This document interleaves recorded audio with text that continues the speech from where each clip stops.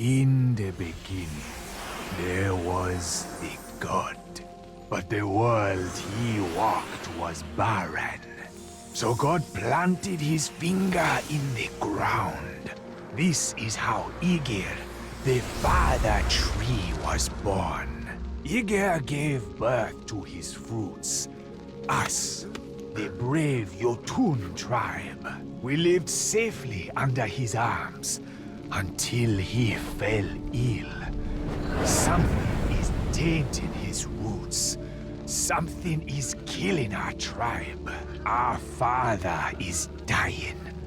If he doesn't recover, we will face doom. Hello YouTube, BenB998 here, and welcome to another review, this time for Arboria.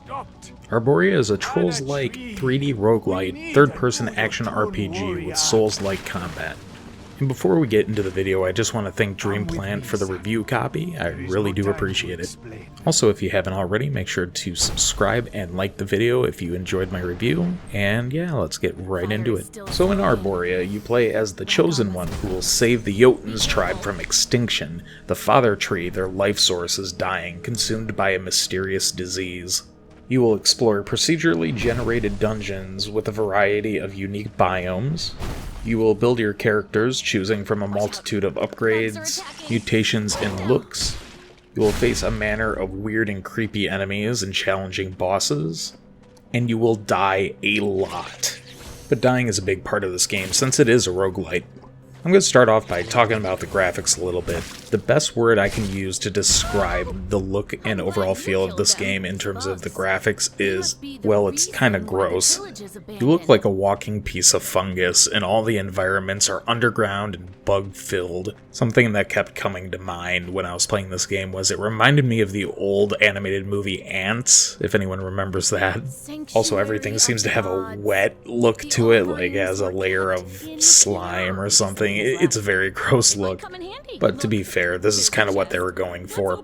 Up next is audio, and I think this is actually the weakest point of the game.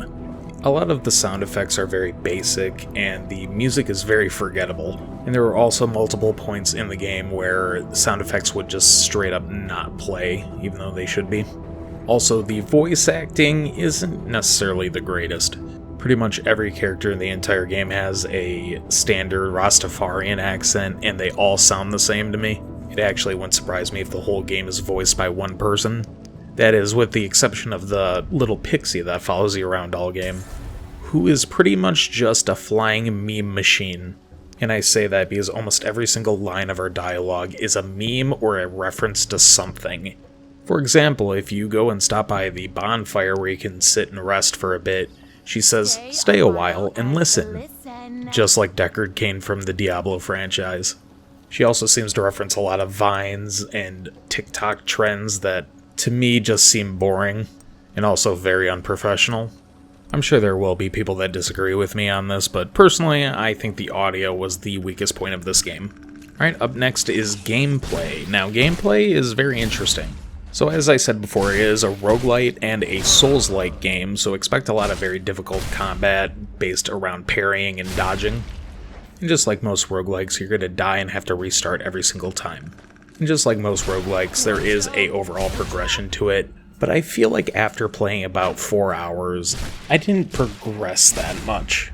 Pretty much what I'm getting at is I think the progression speed is very slow. I feel like I have to grind for quite a while just to get that next upgrade. When it comes to combat, it's very clunky. I just don't feel the weight in the hits, and there's no sort of range combat from what I could tell. Also, I found it really hard to tell when I was hit or not. I would get through a combat situation, and I would think I would get through it completely unharmed. And then I would look down at the health bar, and I would have about 10% of my HP left. Like in other Souls-like games, there's usually a screen shake or a noise that you would hear when you were hit. But in this game, it seems like that's completely absent, which really adds to the difficulty because you would think you'd be doing everything perfect, and then the next thing you know, you're dead. And as I'm reviewing this game right now, I'm starting to realize I might not have had as much fun with it as I thought I did.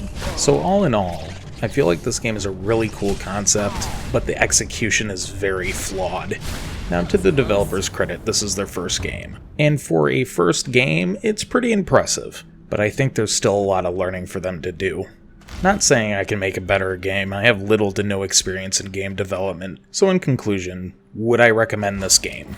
If you're like me and you've played every other Souls-like under the sun, I would say check it out on sale. Currently it's $19.99 US at full price, but I've seen it go down on sale to about 50% off, so about $9.99 US, which is a much better price for what you get. And for everyone else who may not like Dark Souls or games of the like, this is definitely an avoid. It is still very difficult and very Souls-like, so avoid it if you're not into it. So that just about wraps it up. Thank you again to Dreamplant for the review copy, and thank you guys for watching. And once again, if you liked the video, make sure to subscribe if you haven't already, and make sure to hit that thumbs up. I'll see you guys next time. Bye-bye.